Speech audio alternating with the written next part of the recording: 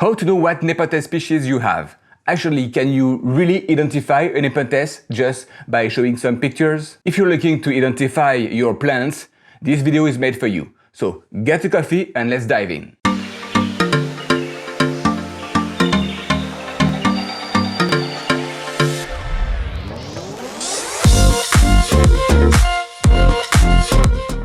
Hi, my name is Remy, and on this channel I explain you everything I know about how to grow Nepenthes on a windowsill. So if you're new, consider subscribing. Nepenthes is such a great species for hybrids, and the gender have a lot of variation that identifying a Nepenthes is very hard.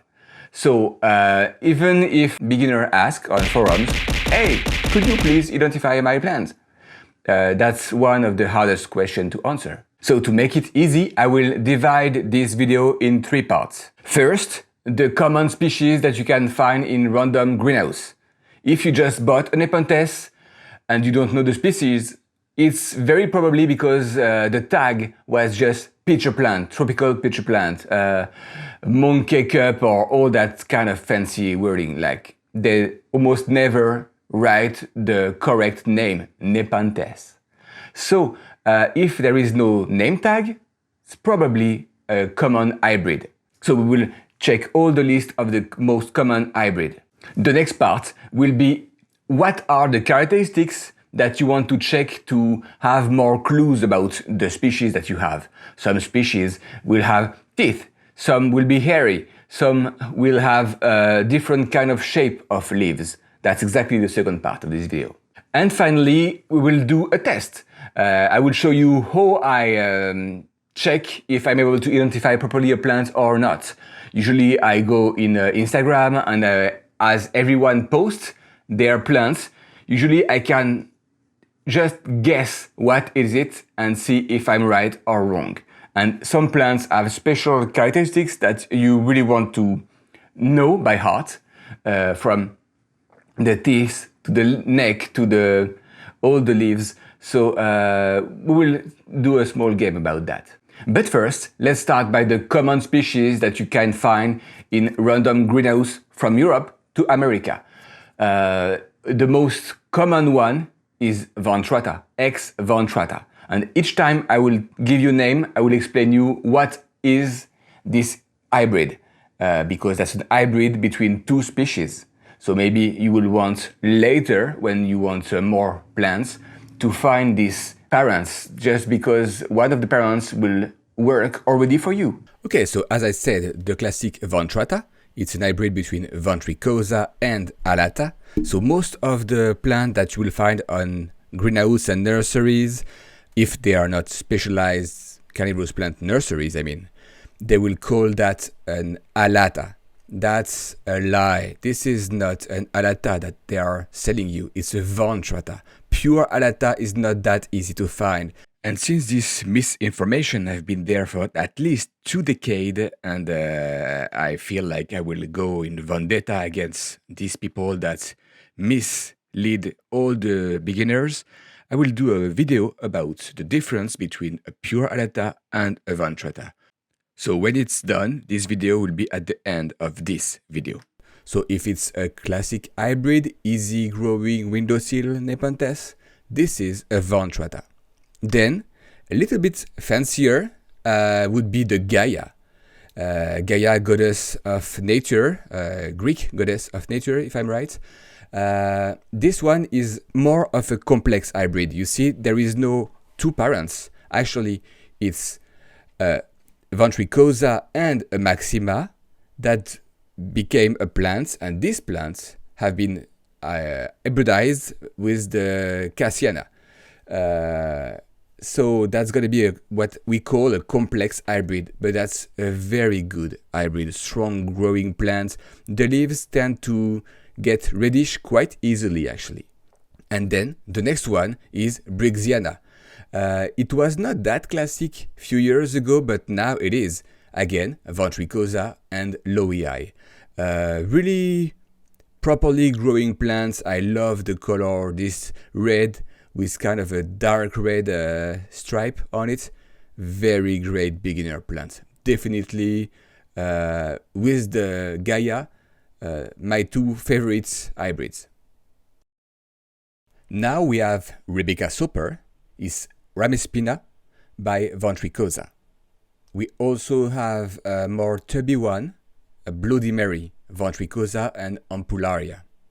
And then another one that I'm actually looking for, Bill Bailey, Singuellana and Ventricosa. And the last one is not a Ventricosa hybrid, that's a Maxima hybrid. So it's Maxima and Norsiana, Norsiana being a lowland.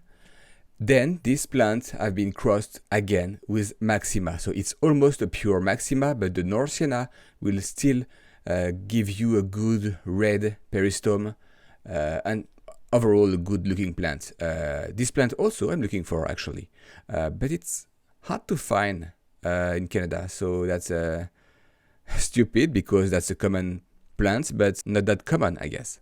As you see, most of the hybrids, the common hybrids, have this Ventricosa inside, except the last one that had Maxima. But Ventricosa is really designed for windowsill. The temperature it needs, the humidity it needs, just perfect. That's why so many of these common hybrids have Ventricosa as parents. And maybe the next step will be for you to buy another plant that have Ventricosa, but it's not a common hybrid. Check what species work for you on these hybrids and see the parents if you can find some plants related to one of these parents. So now let's talk about the characteristics. There is so many characteristics that can help you to identify a Nepenthes. Let's start by the very end of the leaves, the tendril, where the picture is forming. Then you have the leaf shape. You have how the leaves are attached to the stem. You will have the habit of the plants. Is that something that like to crawl, or really you can tell it's trying to climb up? It's gonna be a clue. You will have then the picture. But picture, there is the peristome, there is the pattern of the body, there is the lead. Just the picture, it's at least 3 things to check. So we will run by the list now, but I will be out of camera because I want to give you a proper view of the plant. So we have the long, straight leaves first, like the Ventricosa, for example. Then we have some oval, like narrow at the beginning and the end. The next one is even more narrow at the beginning, but very larger at the end. This one is kind of a heart shape. And some other species are even more like a heart. Some leaves also will have a shape of a paddle. And this one has a unique shape too, very large at the base. Only on my windowsill with the species I already have, this is all the shapes of the leaves I have so far. And there is more than that. Check on the left, this is a pure Ventricosa. On the right, a pure Amara. And in between, this is Ventricosa crossed with Amara. So as you see, the shape of the leaf is really in between. And you can also see that the color of the leaves could be very different from a species to another. There is some bright red to kind of a pinkish. Even if it's shiny or matte, it will give you some clues about the species. So here is the way the leaves can be attached to the stem. So you see already at the bottom right, it's very, very narrow and long, where on the left, it's attached kind of on an angle. We will see better in the next slide. So on the right, you see that between the leaves, there is a space where the water could stay. But on the left, absolutely not. There is no water that can stay there. So it's 2 different ways the leaves are attached. Speaking about the leaves, some won't have any hair, and Some will be very hairy, and sometimes the hair are just under the leaf. So again, that's a small clue that will indicate what kind of parentage the species have. The tendril now. Some tendrils won't have any hair, some will have kind of a little bit of hair, and some will be crazy hairy. Speaking about pitcher, the lead of the pitchers are very different from a species to another. That's very awesome. I love it. Almost as much as I can love the peristome. Another thing that could help you to identify your Nepenthes would be the wings. The wings are the kind of extension on the front of the pitcher that are sometimes very hairy, as you can tell. But sometimes there is absolutely no wings. So again, that's going to be something you will consider when searching for the identification of your Nepenthes. On the back of the peristome, you'll have some hairs. It's really hard to tell. Sometimes it's just one, sometimes it's two, sometimes it's hairy or thick. Every species will have this unique hair on the back of their head. So now let's talk about the color of the body. Sometimes it's gonna be just plain, sometimes it will be like half colored. You can tell it's like a bicolor body, but sometimes it's totally different. Look at this kind of a Pantera pattern. That's very cool. You can tell each species have a different pattern, and this pattern will be on their offspring. If one of the parents have this spot, it will pass on the hybrid. Also, inside the picture can have a different look, so that's gonna be again a clue. And now the last but not least, the peristome. The peristome can be very small or chunky. It can have stripe or be plain. It's a lot of variation. And even if all the peristome have small teeth, some species will show very aggressive look. And that's also a distinction that's gonna be showing on all the hybrids of all these parents. So Amada hybrid, Edwardiana, etc. So as you saw, there is a lot of little things to check, and some are really hard to manage because a young pitcher, a young plant, will have a shape, and when it will grow, the plant will have a bigger pitcher and the pitcher may change. So as you know, my Ventrata have some basil. So the basil is basically the new small plant. And the small pitcher, the young pitcher, have hairs on the lid and on the body with a light peristome. But the mother plant is the opposite. So again, identifying is really random if it's a small plant. So young pitchers and old pitchers, from young plant to old plants, that can be very much different. So you want also to consider that when you take the picture just before asking some help for identification. The final part is the game where we try to see what is the species. For example, you have two kinds of people that will ask for identification. You have the full beginner and the one that was already a grower but he lost the tags. That's bad. It never happened to me, but that's why I take so many pictures, filming my plants, having a blog, etc. Because even if I was to lose my tag, I would be able to recover the name. But anyway, two kinds of people, but also sometimes you have plants that don't have any picture. So for identification now, that's way harder without the picture. Again, the picture helps a lot to identify a plant. So you will have to see, why do you have no picture? Is that because your conditions are not good? Check if you have the proper substrate, water, light, humidity. If everything is fine, because the plants around are happy and picturing, but this one is not picturing, that's a clue. So maybe consider saying that on the post for identification. Maybe, oh, this plant maybe it's a lowland because all my plants are picturing and they're most likely intermediate to highland, so maybe that's something. And if it's picturing, again, do some research before. You will have some special species that will have special characteristics. For example, the long neck of the Rafflesia, the two hook of Bicalcarata. You have the teeth of Amara and the Jacquelinie that will have a flat peristome. You will have a lot of different things that could give you an idea of what kind of, not species, but at least hybrid. This is probably related to this species. And then it's gonna help for the identification.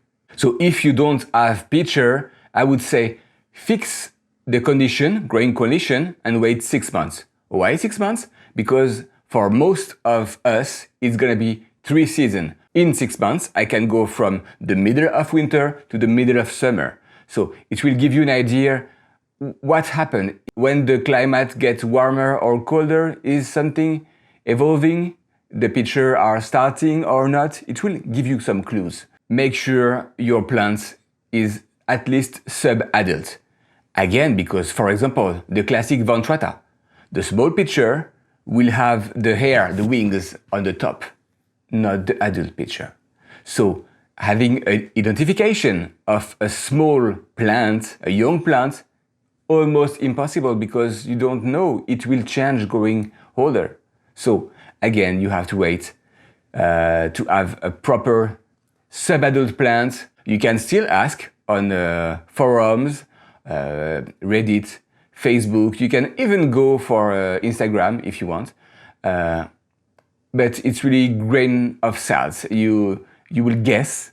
It's gonna be a guess. Maximum, I would say 75%. If it's not a common hybrid, 75% maximum to know what is the parent. So I'm in Instagram now. I took the picture of Nolan, for example. Nolan, you have a great plant.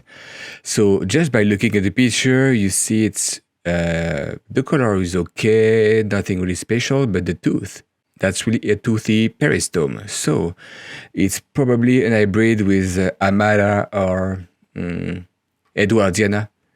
But for the rest, it's hard to tell. It could be something general, like not with a lot of shape, like Truncata, Edwardiana, or vice versa, I mean. So I was wrong. It was Spatulata Edwardsiana. But you see my point. I kind of find half of the hybrid.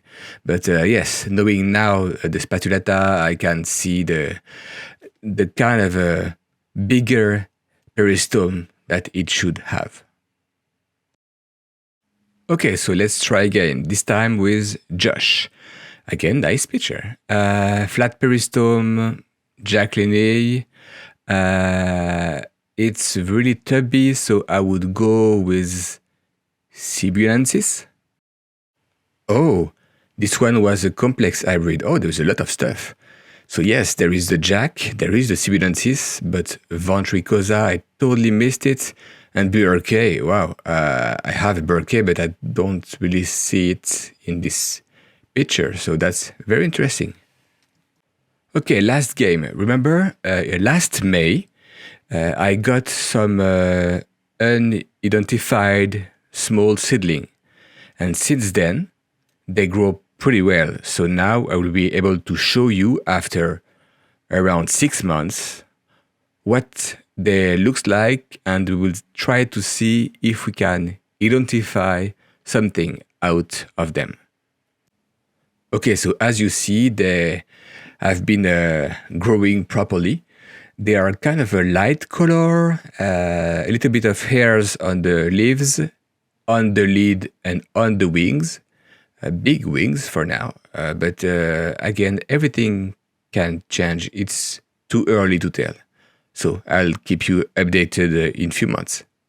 Do you have a plant that you are looking for identification, maybe? If so, did you do some research first on Google and trying to see all the shapes of different plants to try to guess what is it? I would be interested to know How many of you do some proper research before just asking for help on forums? So, until next time, happy growing!